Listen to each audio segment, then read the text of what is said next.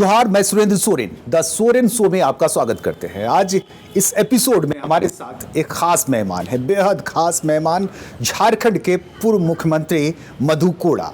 मधु कोड़ा इस वक्त कांग्रेस के लीडर हैं, कांग्रेस में हैं। हालांकि कुछ वक्त के लिए ये निर्दलीय भी रहे, बाद के दिनों में ये कांग्रेस में शामिल हो गए। हालांकि अपने राजनीतिक कैरियर इन्होंने बीजेपी से शुरुआत की थी। बीजेपी में रहते हुए ये मंत्री भी रहे, लेकिन बीजेपी में रहते हुए ये मुख्यमंत्री नहीं बन पाए। यह अवसर इन्हें निर्दलीय के रूप में ही हासिल हुआ और झारखंड ही नहीं बल्कि कह सकते हैं पूरे देश में शायद कुछ एक ऐसे उदाहरण ही सामने मिलते हैं जो एक विधायक रहते यानी निर्दलीय रहते मुख्यमंत्री की कुर्सी तक पहुंचे।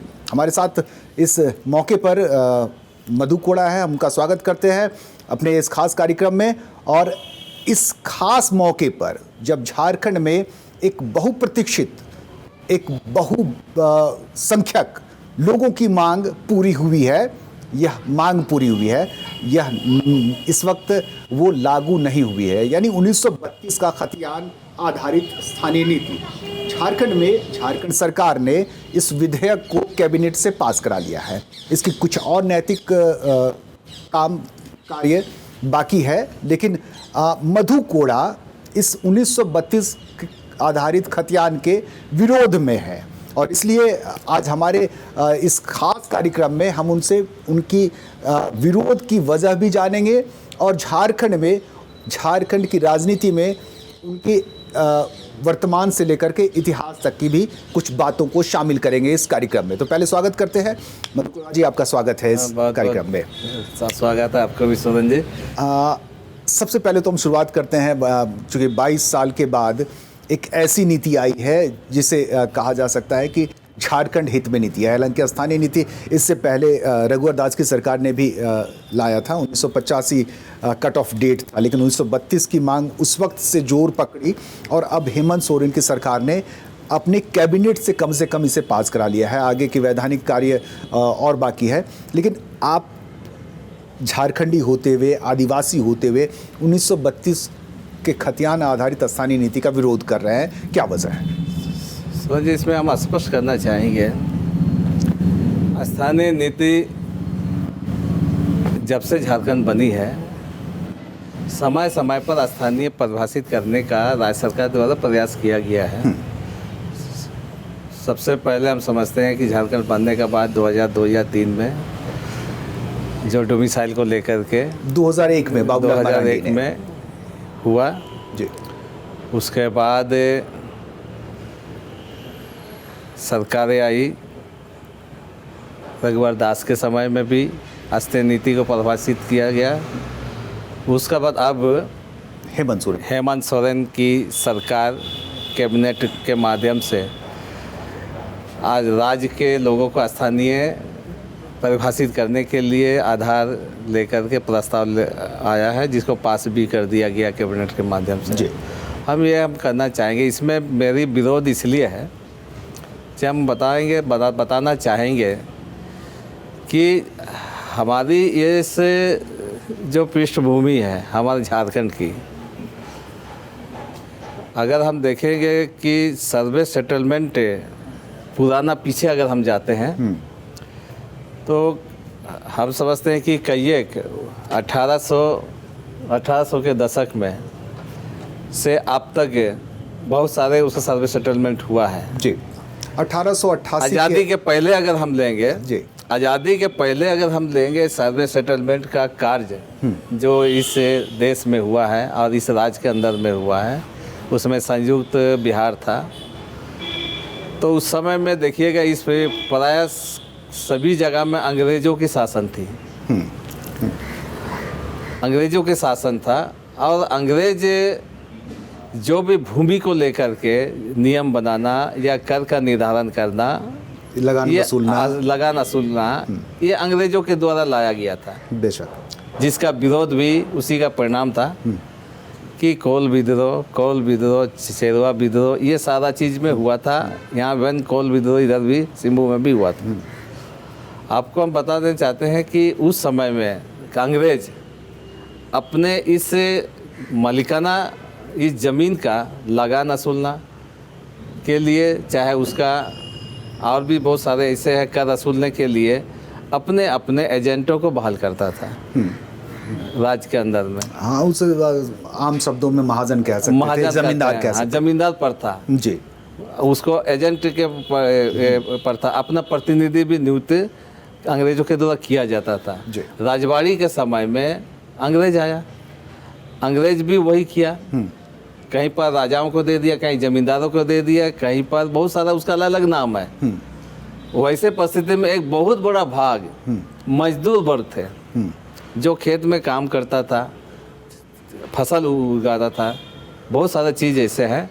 और उसके लिए उसको में या तो चावल मिलता था या तो फिर कुछ पैसे मिलते थे। हाँ, कुछ उसके पास खाता खतियान नहीं था जी।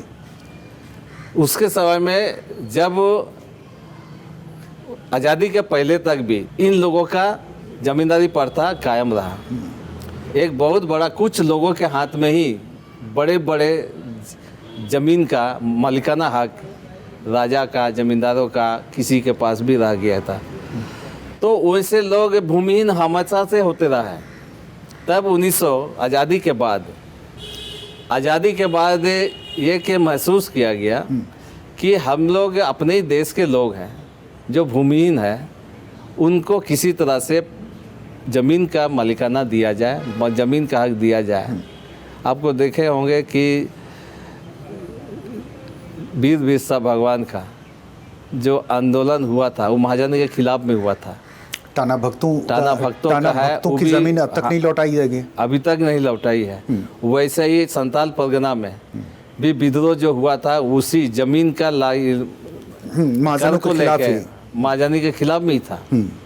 तो ये को ख़त्म करने के लिए रीसेटलमेंट किया गया, जो 1901 में हो, 1908 में हो, 1914 में, 1924 में, 1932 में भी जो भी हुआ है उन लोगों का रीसेटलमेंट या सर्वे किया है। मैं रीसेटलमेंट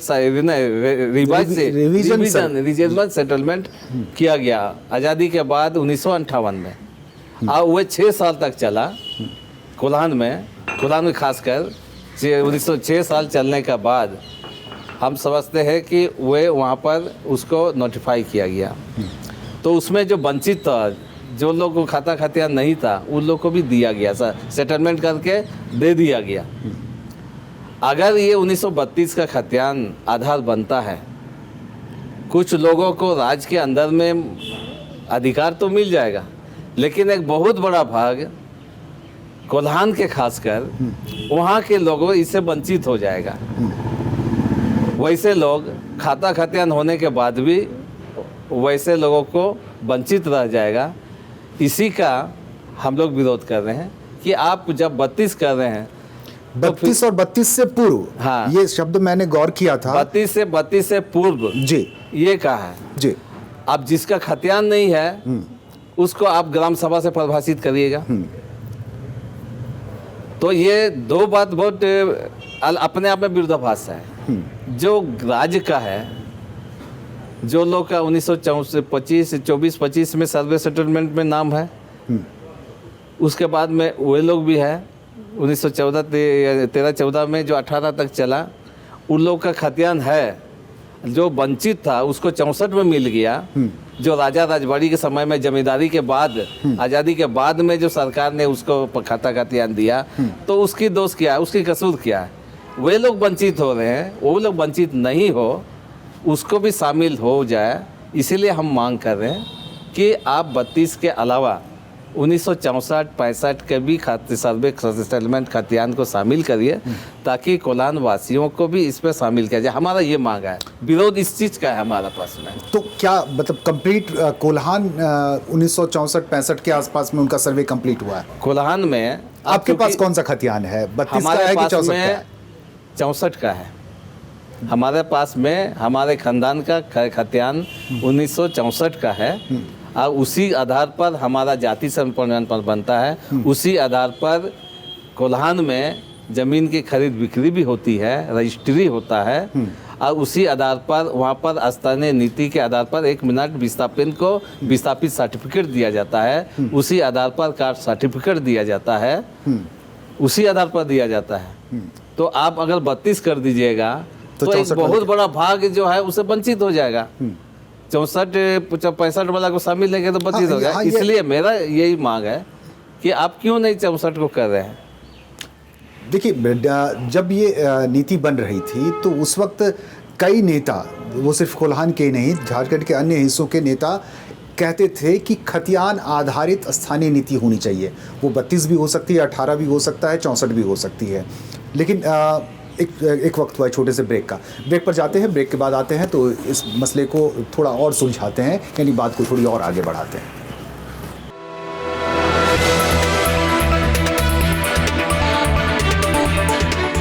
ब्रेक के बाद आपका स्वागत है। आप देख रहे हैं the Soren show. The Soren show में हमारे साथ आज खास मेहमान हैं झारखंड के पूर्व मुख्यमंत्री मधु कोड़ा।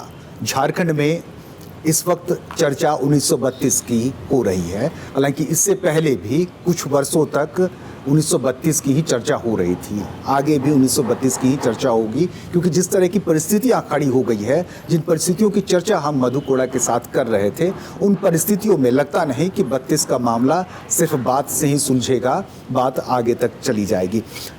कैडेस्ट्रल सर्वे और रिवीजन सर्वे, दो तरह के सर्वे हुए और झारखंड के अलग अलग हिस्सों में। संयुक्त बिहार के वक्त का जो डाटा हमारे पास है उसके मुताबिक 1880 के आसपास में कैडेस्ट्रल सर्वे शुरू हुआ अलग अलग हिस्सों में, जो 1925 तक चली गई है। हालांकि सर्वे का या की जो बात होती है वो हर 30 साल में रिवीजन होना चाहिए, लेकिन रिवीजन हुआ नहीं। अब सवाल यह है कि कोल्हान के लोग क्या करेंगे। तो कोल्हान के लोग चूँकि उनको पता नहीं है इस चीज़ पर, जैसे जैसे उनको पता चलेगा कि हमारा सर्वे 1964 और 65 के आधार पर ही हुआ है, जितनी भी सरकारी दस्तावेज है ज़मीन से संबंधित सारे 1964 ही आधार है। चाहे आप जैसे कि हमने पहले ही कहा है, या खतियान के आधार पर जो सरकार सर्टिफिकेट बनाने का मामला हो, चाहे विस्थापित को उसको मुआवजा देने की मामला हो, चाहे आप उसको नौकरी देने की मामला हो, ये सारा चाहे उसका एक आधार है जी। अगर 32 हो जाता है, 32 के आज का डेट में आप अगर सर्वे या रिकॉर्ड रूम में जाइएगा तो 1914 का रिकॉर्ड आपको कोल्हान में नहीं मिलेगा। कौन है जो रिकॉर्ड ला करके बताएगा कि हमारा बाप दादा 1914 से 18 के खतियान में मेरा बाप दादा या पूर्वज वहाँ पर थे। ये साबित करना एक साधारण व्यक्ति के लिए, चूँकि आप जानते हैं नामुमकिन है। कोई जमशेद या कोई हम समझते हैं कि पटना जाके नहीं ले आता है। ये स्पष्ट रूप से रिकॉर्ड में बोल दिया गया है कि आधा से अधिक खतियान दीमक खा गया या फट गया। तो ये परिस्थिति में वो कहाँ भटकेगा एक साधारण गरीब, खासकर हमारे आदिवासी भाई। आपको लगता है कि झारखंड में जितने आदिवासी हैं, स्पेशली हम आदिवासी की बात करें, क्या सबके पास, चाहे वो 32 का हो या 64 का हो या 18 का हो, खतियान साबुत बचा होगा? नहीं होगा, कि ये बहुत ही ट्रेडिशन ही नहीं है हमारे पास में। रिकॉर्ड रखने का कोई ऐसा ट्रेडिशनल व्यवस्था नहीं है कभी भी। ये लोग अपना जुबानी से, अपना याददाश्त से ही याद रखते हैं कि फलना जगह हमारा ज़मीन है, लेकिन कहिएगा कि कौन सा खतियान नंबर है उनका, कौन सा प्लॉट नंबर है, नहीं बता पाएंगे, क्योंकि वो खतियान नहीं रखते थे। ऐसे भी हमारे झारखंड में सभी जगह का हम बात कर रहे हैं, लिटरेसी बहुत कम है, साक्षरता अनुपात बहुत कम है।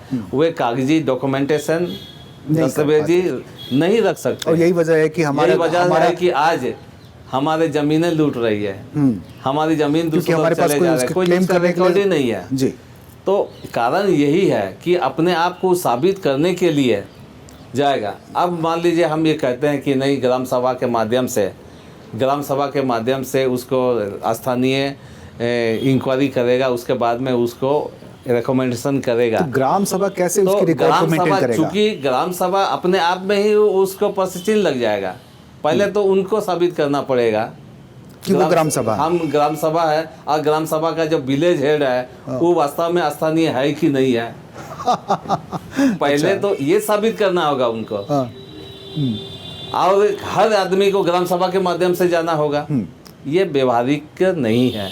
कुछ परसेंट कुछ केस टू केस किया जा सकता है, लेकिन आप इतने बड़े आबादी को आप नहीं कर सकते हैं जहाँ पर रिकॉर्ड का कोई सिस्टम नहीं है।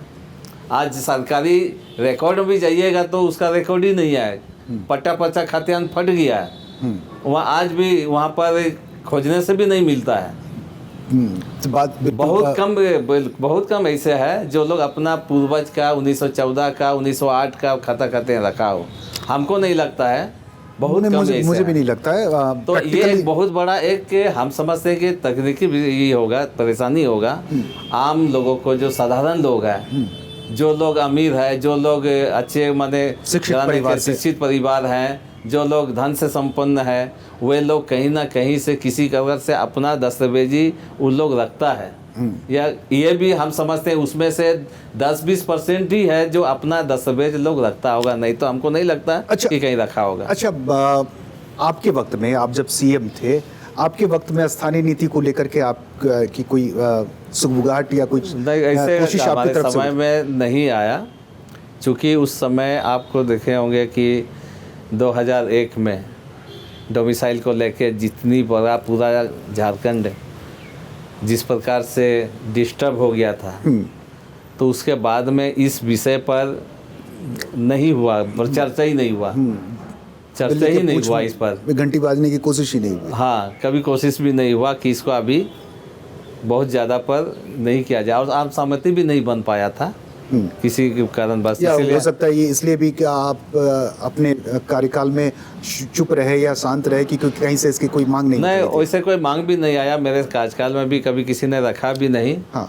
हम लोग का उद्देश्य यही था कि भाई हम जनता के जितना ज़्यादा हम लोग सुविधा दे सकते हैं, हम लोग उस पर ज़्यादा फोकस किए, काम भी हुआ। लेकिन उसके बाद में कई एक सरकार आई, हमारे बाद भी सरकार आई, तो उसमें इस विषय पर चर्चा हुआ, कई कमेटियां बनी, उसको एक हाई पावर कमेटी बन गया, मंत्रियों का समूह का, विधायकों के समूह का, सदन में भी चर्चा हुआ, तो ये नहीं हो पाया। लेकिन मानना ये सबका है, हम लोग का भी राय है कि झारखंड में स्थानीय नीति बननी चाहिए, आना चाहिए, क्योंकि हर स्टेट का अपना अपना एक स्थानीय नीति है। हाँ, वो चाहे आप पूर्ववर्ती बिहार को ही ले लें, उड़ीसा को ही ले लें, छत्तीसगढ़ को, कहीं को भी ले लें। तो ये अगर आप चूंकि मुख्यमंत्री रहे हैं, आपको मुख्यमंत्री के रूप में कार्य करने का एक अवसर और अनुभव प्राप्त हुआ है। मुख्यमंत्री हेमंत सोरेन ने जो ये फैसला लिया है, मुख्यमंत्री के रूप में आप उसे के कार्य के रूप में या कागजी कार्य के रूप में, उस प्रारूप के रूप में अगर आप नज़र डालें तो क्या सही पाएंगे? न किस विषय पर? मुख्यमंत्री के रूप में अगर आपको अनुभव रहा है, आप देखिए ऐसा है कि कोई भी सामंजस्य रूप से, समरूपता से, सब लोगों की सलाह से ही ये नीति बनी होगी, ऐसा आपको लगता है? झारखंड जब से बना है, रघुवर सरकार का 2014 से लेकर के 2019 के बाद, ना पहले ना बाद, कभी भी झारखंड में एक दल का सरकार या मेजॉरिटी पर कोई सरकार नहीं आया। कहीं सभी समय में 2000 के बाद कोalition गवर्नमेंट बना, 2009 में भी, 2009 या 5 में भी कोalition गवर्नमेंट बनी, 2009 भी कोalition गवर्नमेंट बना, ठीक है। उसके बाद 2019 के बाद कोalition गवर्नमेंट ही है, ठीक है। तो जो भी सरकार आती है तो अपना अपना एक प्रायोरिटी होता है उनका, काम करने का प्रायोरिटी भी उसका चेंज हो जाता है। तो इस नाते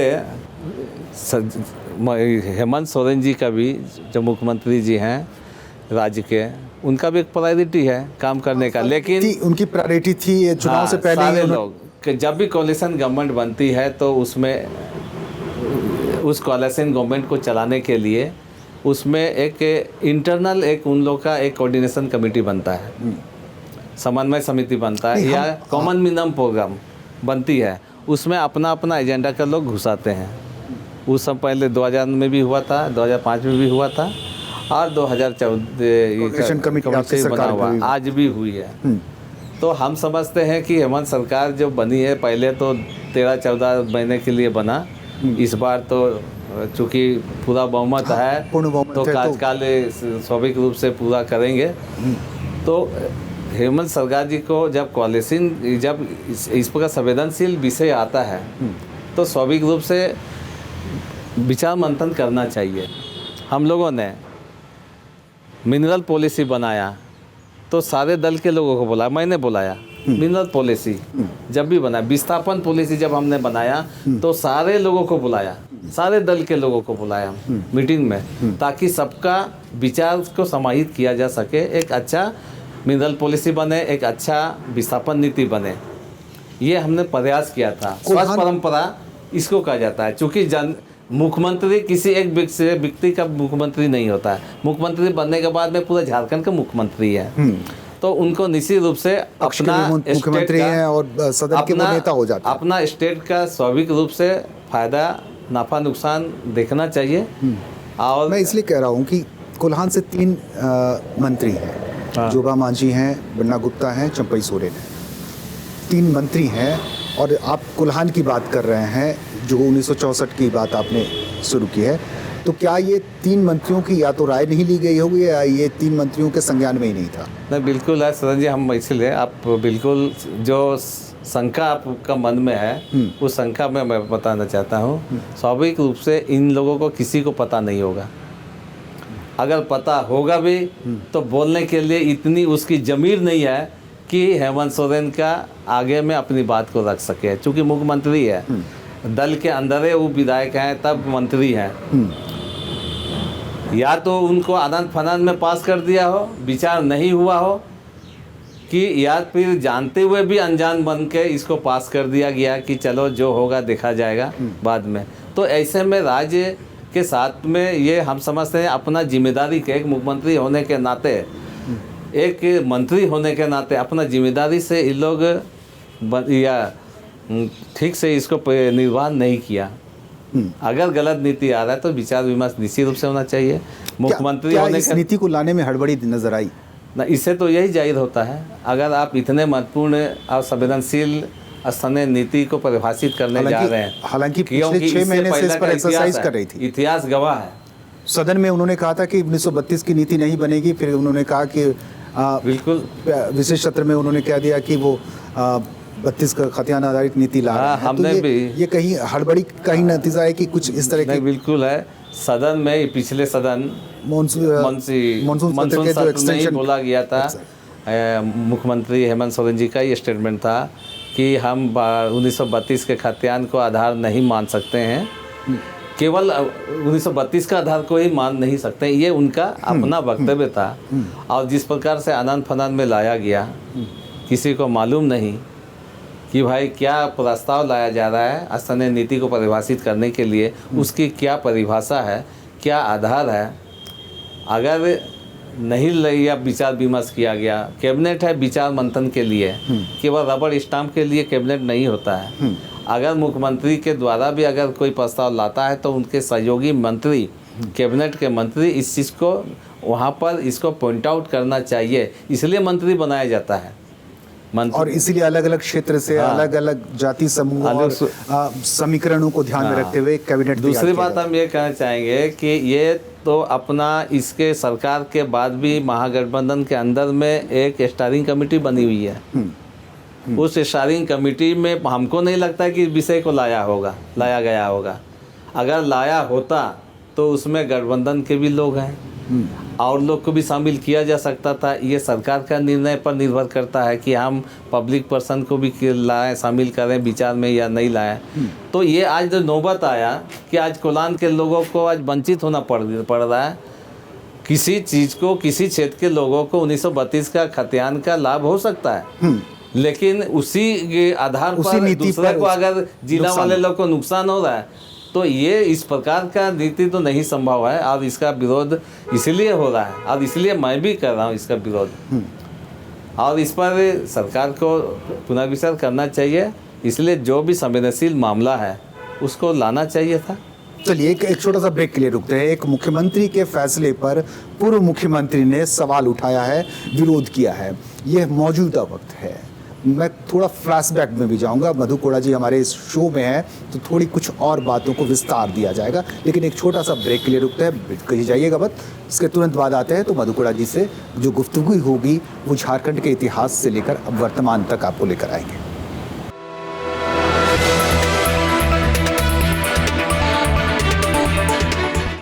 ब्रेक के बाद आपका स्वागत है। आप देख रहे हैं द सोरेन शो, और द सोरेन शो में हमारे साथ हैं मधु कोड़ा, पूर्व मुख्यमंत्री, जो 1932 के खतियान आधारित स्थानीय नीति के खिलाफ खड़े हो गए हैं। यह अलग बात है कि 1932 के आधारित ना हो करके बल्कि खतियान आधारित स्थानीय नीति होती तो शायद कोल्हान के लोग भी उसमें शामिल हो जाते। यह तर्क है मधु कोड़ा का।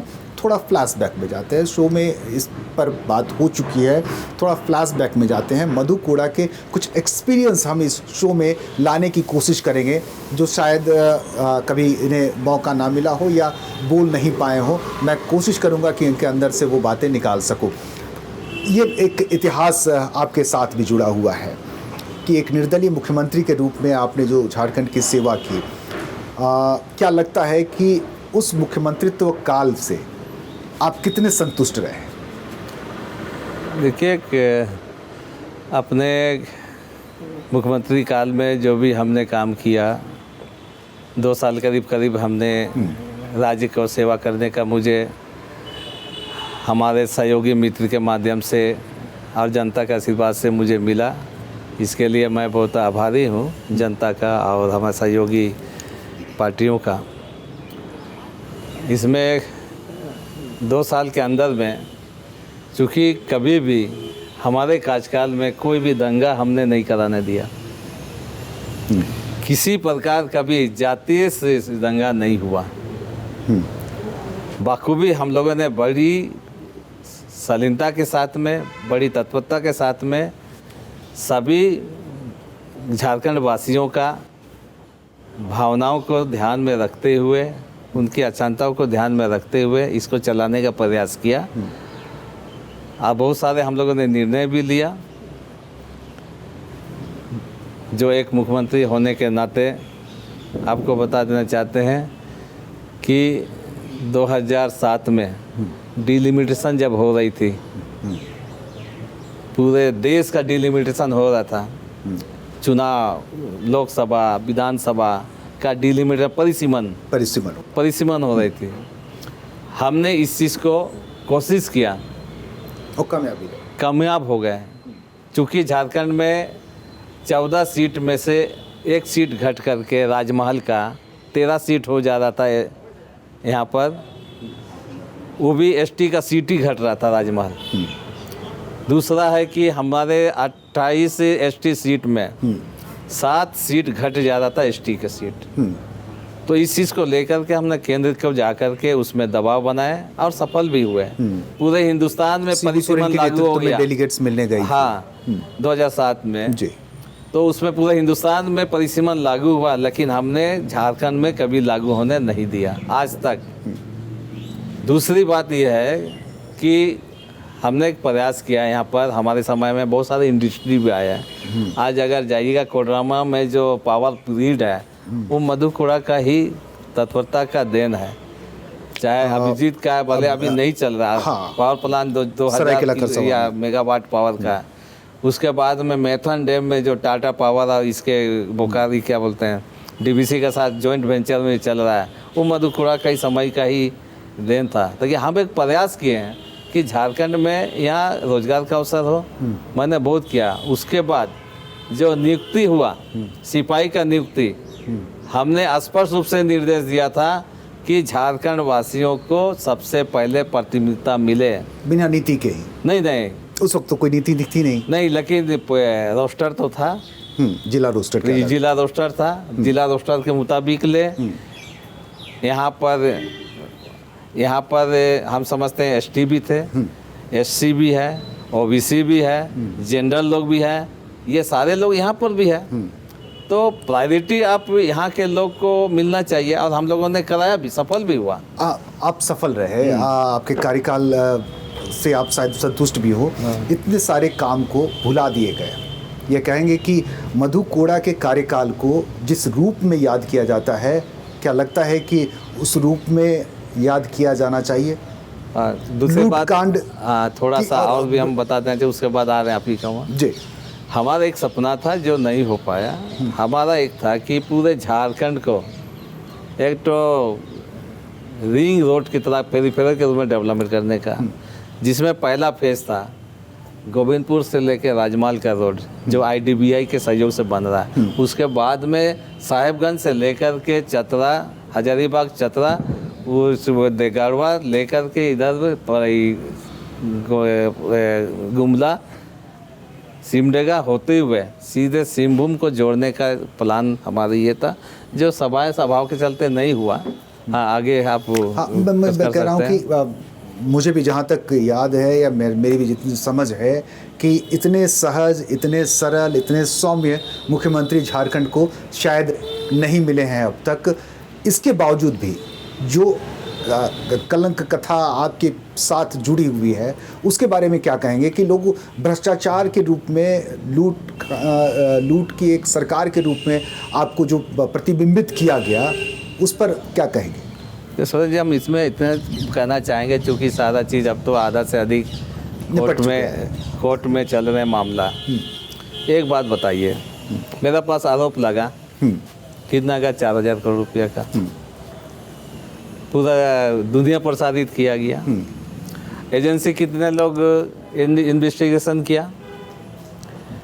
देश का इन्वेस्टिगेशन का तरीका तो एक ही है ना, जांच तो एक ही होगा। हाँ, एक ही प्रक्रिया जांच होगा, अगर गलत है तो गलत ही होगा। तो ऐसा क्या हुआ, CBI का जांच में अमाउंट अलग है, IT डिपार्टमेंट का जांच में अमाउंट अलग है, ED के अमाउंट में जांच में अलग आ रहा है। ऐसा क्यों? अगर 4,000 है तो CBI को तो मिलना चाहिए 4,000। क्यों वो चले गए 20-22 हज़ार करोड़ में? 20-22 हज़ार, 20-22 करोड़, 22 करोड़ में आ गए। तो इससे स्पष्ट होता है कि केवल मधु कोड़ा को डिस्टर्ब करना, मधु कोड़ा को, इसका राजनीतिक छवि को बिगाड़ना, इससे ज़्यादा, इससे प्रमाण हम क्या दे सकते हैं? अगर मधु कोड़ा चोरी किया है तो भाई एक एजेंसी को चोरी मिल गया, दूसरा एजेंसी को चोरी नहीं मिल रहा है। ये भी कहा जाता है कि मधु कोई और खा गए, कोड़ा आप खा रहे हैं। नहीं तो आरोप तो मेरे ऊपर में है ना। मैं वही कह रहा हूँ कि मधु कोई और खा गए, कोड़ा आप खा रहे हैं, क्या ऐसी भी बात रही? करने के लिए तो बहुत कुछ बोला जा सकता है, आरोप तो हमारे ऊपर में है। हम उसको कह रहे हैं कि मेरे जांच तो मेरे ऊपर हुई है, तो फिर अलग अलग क्यों? एक ही आना चाहिए, प्रतिफल तो एक ही आना चाहिए, रिजल्ट तो एक ही आना चाहिए, अलग अलग क्यों रिजल्ट है? इसका मतलब कहीं ना कहीं मैनिपुलेशन है। हमारा केस में लेकर के कहीं ना कहीं मैनिपुलेशन है, जानबूझ करके मुझे परेशान करने का प्रयास है। अच्छा, मुख्यमंत्री जब आपको बनाया जा रहा था तो उस वक्त की परिस्थितियां क्या थी? देखिए, उस समय का आपके नाम पर जब चयन सहमति बनी तो उस वक्त आपको चौंकाने वाला निर्णय नहीं लगा कि इकलौते आप, 41 की बहुमत चाहिए, बाकी 40 लोग जो हैं वो आपके नाम पर सहमत हो गए? बिल्कुल है, चूँकि देखा जाए तो मैं 2000 में ही मंत्री बन गए थे। बिहार से झारखंड अलग होने के बाद झारखंड में ही मैं मंत्री बना, स्वतंत्र प्रभार मुझे मिला। उसके बाद तब से मैं 2005 तक रहे दल में। हाँ। एक तो भाजपा की या मैं की तरफ से ही हम थे उस समय। उसके बाद 2004 में मुझे छोड़ना पड़ा, क्योंकि माननीय उच्च न्यायालय का कुछ आदेश आ गया कि मंत्रिमंडल चूँकि 12% ही बनना है अपना स्ट्रेंथ का, उस नाते वो बनना पड़ा, तो छोड़ देना पड़ा। उसके बाद में 2005 में भी चूँकि मैं निर्दलीय रूप से मैंने चुनाव लड़ा, उसमें मैं फिर से अब उस सरकार को हमने सपोर्ट किया इस शर्तों के साथ में कि अब कोल्हान के विकास के लिए, कोल्हान का अच्छाई के लिए आप प्रायोरिटी पर लीजिएगा, ये समर्थन देते हुए हमने सपोर्ट किया भाजपा की सरकार को, जिसमें अर्जुन मुंडा जी मुख्यमंत्री थे। जी। जब देखा कि हमारा कोल्हान के साथ में बेइंसाफ़ी कर रहा है, हमारा क्षेत्र के साथ में नज़रअंदाज किया जा रहा है, तो हमने बगावत कर दिया वहाँ। अपनी सरकार में हमने बगावत किया। उसके बाद सारे लोग बागी बन गए जो आपके साथ थे, हमारे साथ बागी बन गए। हमारे कुछ मंत्री या सहयोगी मंत्री जी लोग भी थे, कलीग लोग थे, वो लोग था। तो उसके बाद हम लोग ने बागी बने। लोगों ने अवसर के रूप में, चूँकि मैंने कभी भी नकारात्मक राजनीति नहीं किया। हमने हमेशा सकारात्मक राजनीति के तहत में लोगों का, जनता का सेवा करता रहा है। मेरा दल भावना कभी नहीं रहा। हमने कोई भी दल है, वो जनप्रतिनिधि है तो उसकी क्षेत्र के काम कर देता था, उसकी बात को सुनता था। हमने हमेशा लेजिस्लेटिव को ऊपर समझा। आज जाइए, आज का परिस्थिति में क्या लगता है इसकी वजह से ही आपको मुख्यमंत्री के रूप में सब लोगों ने स्वीकार क्योंकि कर हम लिया? सबसे ज़्यादा सरल, एक्सेसिबल, पहुँच आसानी से, सरलता से हो सकते वाला व्यक्ति था। ऐसे मेरा छवि था, मेरा काम करने का तरीका भी यही था कि किसी को भी हम लोगों ने अनावश्यक रूप से परेशान करने का कभी भी मंशा नहीं रहा। यही वजह है कि एक व्यक्ति को सारे दलों ने मिल करके मुख्यमंत्री के रूप में उन्होंने सहमति दिया और मैंने भी साहस स्वीकार किया। उस समय मुझे बहुत खुशी हुआ, बड़ी खुशी हुआ मुझे। और शायद इसीलिए उस मंत्रिमंडल के कई लोग सलाखों के पीछे चले गए आपकी इसी सरलता की वजह से। नहीं, ये चीज़ तो चलिए, कुछ लोग देखिए, सब अंगुली बराबर नहीं होता है, तो कुछ तो ऊंच नीच हो ही जाता है। हाँ, उस पर जिस प्रकार से जो हुआ, वो जांच एजेंसी भी अपने पर प्रतिफल रखे ही है। इस पर बहुत ज़्यादा हम लोग टिप्पणी करना नहीं चाहते हैं, लेकिन जिस प्रकार से बनाया जो आरोप अपने ऊपर लगाया गया, वो कहीं पर भी उस सच्चाई से बहुत दूर है। निराधार बात को लेकर के हमारे ऊपर में आरोप लगाया गया। अब आरोप किसके पास में नहीं है? बिल्कुल, राजनीति में कोई आरोप या प्रत्यारोप, इन सब चीज़ों से आप मुक्त नहीं रह सकते। लेकिन राजनीति में सिर्फ छल कपट ही काम नहीं आती, सरलता भी आपको मुख्यमंत्री जैसे पदों तक पहुंचा सकती है। एक मिसाल शायद मधु कोड़ा हो सकती है। एक छोटा सा ब्रेक लेते हैं, ब्रेक के बाद आते हैं तो इनके राजनीतिक भविष्य और राजनीतिक योजना पर बात करेंगे।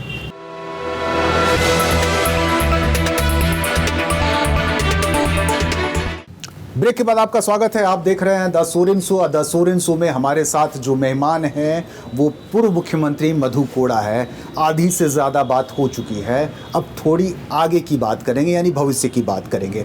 बहुत कम ऐसे राजनीतिज्ञ हैं, ऐसे पॉलिटिशियंस हैं जो इतने बड़े गंभीर आरोपों के बाद भी चुनाव के मैदान में जीतते रहे हैं। भले वो खुद ना जीत रहे हों, लेकिन उनके पारिवारिक सदस्य, उनकी पत्नी लगातार निर्दलीय रहते हुए भी जीती हैं और पार्टी में, राष्ट्रीय पार्टी में रहते हुए भी जीती हैं, यानी गीता कोड़ा। मधु कोड़ा जी, क्या लगता है कि राजनीति में ऐसा सौभाग्य शायद कम ही राजनीतिज्ञों को मिला है कि सब कुछ हो जाने के बाद भी राजनीतिक विरासत जो है वो बचाने में आप कामयाब रहे? देखिए, सही बात है कि राजनीति करना आज के परिस्थिति में सबसे कठिन है, और अपने आप को बचाए रखना उससे भी ज़्यादा कठिन है जी। कोई भी ऐसा व्यक्ति नहीं आरोप से वंचित नहीं है। आरोप लगना ही है, लग तो लगाया जाता है। ये राजनीति का एक बोला जाए तो चरित्र है। राजनीति में छल कपट अगर नहीं हो तो राजनीति कैसा है? लेकिन छल राजनीति तो इसी को कहा जाता है। लेकिन आप तो छल कपट से दूर रहे। हम छल कपट से दूर रहे हैं, जैसा कि आपने कहा। हमने बिल्कुल इसीलिए कहा है कि हमने पहले ही कहा कि हमने सकारात्मक ये राजनीति की है। किसी को परेशान करने के लिए नहीं, किसी का विकल्प तैयार करने के लिए नहीं। ये सब चीज़ कभी भी हमने नहीं सोचा है। लेकिन हम ये जरूर करना चाहेंगे कि आज विरासत जो भी हम लोगों के क्षेत्र में जो भी जनता का मुझे प्यार है, आशीर्वाद है, आज हम चुनाव नहीं लड़ पा रहे हैं कुछ तकनीकी वजह से, लेकिन आज भी कोल्हान में वहाँ पर मेरी धर्मपत्नी गीता के कोड़ा जी वहाँ पर जीत रही है, सांसद हैं, तो उसका पीछे केवल मधु कोड़ा का वजह नहीं है, गीता कोड़ा खुद भी एक वजह है। क्योंकि जो हमने तो जनता को तो दो नेता मिल गए, हाँ, एक मधु कोड़ा पहले से थे और गीता कोड़ा। जो मैंने जनता के साथ में सेवा करने का जो तौर तरीका है, सरलता, सुगमता, वही तरीका गीता कोड़ा जी ने अख्तियार करके जनता के सेवा लगातार 2009 से कर रही है, अब तक कर रही है और आगे भी करते रहेगी। यही हमारा मूल मंत्र है और यही हम समझते हैं हमारा ध्येय भी है। क्योंकि जनता जो चुन के अगर बेचती है तो हम मालिक नहीं है, हम उसका सेवक है। और जो मालिक समझ जाता है वो ज़्यादा दिन राजनीति नहीं कर सकता है। जो सेवक बने रहते हैं वही ज़्यादा दिनों तक आज आधे लोग विधायक सांसद जीतने के बाद में वो अपने आप को मालिक समझ लेता है। तो यही वजह है कि आज हम लोगों ने वैसे भावना को छोड़ करके हमने जनता के लिए ही सोचा, चाहे कोई भी होगा, अगर गलत नीति होगा, अगर किसी के द्वारा लाया जा रहा है तो उसका विरोध मधु कोड़ा हमेशा करता रहा है, करेंगे। हमने तो उस समय भी सरकार में रहते हुए हमने विरोध किया, अर्जुन मुंडा के समय भी हमने विरोध किया, क्योंकि क्षेत्र की विकास का कार्यों से उन्होंने उपेक्षित करता रहा है, इसलिए हमने विरोध किया था। निर्दलीय के रूप में भी आपकी राजनीतिक पहचान मजबूत हो चुकी थी, लेकिन आप राष्ट्रीय पार्टी में चले आए, यानी आपकी पत्नी चली आई, आप भी चले आए। क्या लगता है कि राजनीति करना निर्दलियों के लिए मुश्किल है? ऐसा नहीं है कि राजनीति करना निर्दलियों के लिए मुश्किल है, लेकिन कभी कभी ऐसा होता है कि जहाँ कहीं भी हो, अगर उस पर नीति निर्धारण करना हो, कोई डेली बेसिस पर वर्क करने की बात नहीं है। क्योंकि जहाँ पर नीतिगत फैसला लेना हो, नीतिगत फैसला करवाना हो जनता हित में, जनहित में, राजहित में, तो वैसे जगह में पार्टी के साथ जुड़ करके अपने बात को मजबूती देने के सोच के आधार पर मतलब भी उसे करना पड़ता है। राजहित में एक व्यापक फैसले लेने के लिए एक जरूरत पड़ता है राष्ट्रीय पार्टी की। बिल्कुल। जब आप बीजेपी में थे तब ज़्यादा कंफर्टेबल थे या अब आप कांग्रेस में हैं तब ज़्यादा कंफर्टेबल है? नहीं, देखिए, कंफर्टेबल नहीं था तब हमने बीजेपी को छोड़ा था। उस समय नीति गलत था तो हमने उस नीति का विरोध किया, तो हमारा टिकट भी काट दिया गया। अब यहाँ पर हम लोग आए हैं, अब फिर आप विरोध कर रहे हैं। अगर जन विरोधी का नीति होगा तो मैं पार्टी के साथ भी बगावत करने के लिए तैयार हूँ और अपने सरकार का भी विरोध करने के लिए मैं तैयार हूँ। मतलब आप कर रहे हैं, इसका मतलब हम समझ ले कि गीता कोड़ा भी कर रही हैं? गीता कोड़ा ऑलरेडी अपना भावना से अवगत करा दिया है, कई एक जगह में अपने भावना से अवगत करा दी है कि हेमंत सरकार के द्वारा जो 32 का खतियान के आधार पर केवल जो लाया जा रहा है परिभाषित, उसको उन्होंने ये क्या विरोध की है और ये मांग की है, जो मैं कह रहा हूँ वो भी उसी बात को कह दोहरा रही है कि 1964-65 का खतियान को भी शामिल किया जाए ताकि कोल्हान के वासी लोगों को भी शामिल किया जा सके। ये उनका भी मांग है और ये भी उसी के हेमंत सरकार की जो प्रस्ताव लाया गया है अस्थिरता के आधार को, केवल उसी का विरोध, पूरा ये विरोध नहीं कर रही है, अस्थिर नीति का विरोध नहीं कर रही है। जो आधार बनाया गया है उस आधार का, उस आधार में इस आधार को भी शामिल करने के लिए ये विरोध कर रहा है। अगर पास हो जाता है 32 का तो 1965-64 लोग वंचित हो जाएगा। अच्छा, देखा जाता है कि अक्सर नेताओं की घर वापसी हो जाती है। बाबूलाल मरांडी भी इसके एक अच्छे उदाहरण है कि वो 14 साल के वनवास के बाद वो बीजेपी में लौट आए। आपका भी कई साल का वनवास हो गया, यानी आपकी बीजेपी में लौटने की भी आपकी कोई संभावना, यानी आपकी पत्नी की, आपकी? ऐसे अभी कोई हम लोग का योजना नहीं है कि हम लोग बीजेपी में जाएंगे, आगे भी कोई इसकी संभावना नहीं है। देखिए, मैं इस बात को रिकॉर्ड रखूंगा, कभी आप दोनों बीजेपी में चले गए तो फिर मैं इस रिकॉर्ड को आपके सामने में बात कर रहा हूँ और पूरा जिम्मेदारी के साथ बात कर रहा हूँ। ये 2 सीटें सिर्फ बीजेपी के पकड़ से बाहर रह गई, एक राजमहल और एक चाईबासा। जहां एक कांग्रेस चाईबासा कांग्रेस में यानी गीता कोड़ा वहां से सांसद है, और राजमहल विजय हांसदा के आने की संभावना शायद ना हो या दिखती भी नहीं है। लेकिन यह कभी कभी लोगों के जहन में आ जाता है कि चूंकि बीजेपी से आए हैं, बीजेपी में रह चुके हैं, तो शायद बीजेपी में लौटने में ज़्यादा कंफर्टेबल होंगे या बीजेपी में लौट सकते हैं। हम लोग तो बीजेपी को हरा के आए हैं, अभी प्रदेश अध्यक्ष को हरा के आए हैं। छोटी मोटी नहीं है, प्रदेश अध्यक्ष सीटिंग एमपी को आज वो दुनिया में नहीं है, इस दुनिया में नहीं है। आज उनको हरा के हम लोग आए हैं वापस, उन्हीं से लड़ाई लड़के आए हम लोग आए हुए हैं। हाँ, तो उनको हरा करके आए हैं। अब शायद उसकी जगह को ही आप लोगों को नहीं, इसके कोई दूर तक कोई संभावना नहीं है। सुनो जी, एक आखिरी सवाल, चूंकि आप भी पूर्व मुख्यमंत्री रहे हैं, वर्तमान मुख्यमंत्री पर भी कई आरोप लगे हैं। ऑफिस ऑफ प्रॉफिट का मामला हो या आय से अधिक संपत्ति का मामला भी उन पर हियरिंग चल रहा है, उनके परिवार के कुछ अन्य सदस्यों पर भी इस तरह के मामले चल रहे हैं। क्या लगता है कि मुख्यमंत्री होने के नाते, पूर्व मुख्यमंत्री होने के नाते, आपको इस तरह के आरोपों में कितनी सच्चाइयाँ नज़र आती है और कितनी ये राजनीतिक दुर्भावना से प्रेरित इस तरह के मामले नज़र आते हैं? देखिए, बहुत सारा चीज़ तो जैसे हम कहें ना कि राजनीतिक आरोप प्रत्यारोप के बुनियाद पर ही आज का ये परिपाटी बन गया है। आरोप लगना कोई बड़ी बात नहीं है। हमने भी झेला है, हमने जांच एजेंसीज को झेला है, कोर्ट में अपने पक्ष को रख रहे हैं, अपने खिलाफ में हैं उनको पक्ष को हम रख रहे हैं।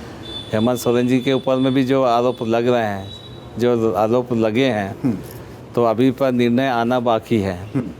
ठीक है, इसमें कहीं ना कहीं हम समझते हैं कि जिस प्रकार से एक आरोपित होने के नाते अपनी बात को मजबूती से रखना चाहिए, और हेमंत सोरेन जी इसको रख रहे हैं और बाकी मजबूती के साथ अपने रखना चाहिए।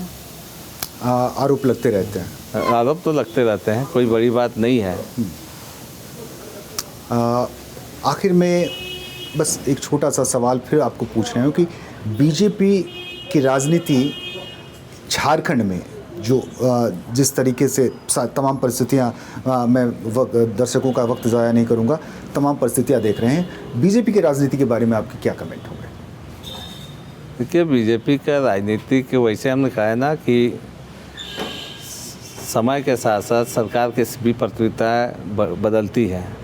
बीजेपी का हमेशा से प्रयास रहा है कि यहाँ पर किसी रूप से हम सत्ता में आए, सत्ता यहाँ पर कैसे हम कब्जा कर लें, इसके लिए एन कैन प्रकार साम दंड भेद सारा चीज़ अपनाया जाता है और वो हर दल करते हैं। ऐसा नहीं है कि उन्हीं को किया जाता है। हिंदुस्तान में कहीं पर भी, चाहे राज्य सरकार हो चाहे केंद्र सरकार हो, ये सब कोई बड़ी बात नहीं है। किसी समय में जेएमएम भी बीजेपी के साथ में खड़ी थी, आज नहीं है। और उस वक्त आपको जब निर्दलीय मुख्यमंत्री बनाया गया था तो उस वक्त यूपीए ने भी वही काम किया था।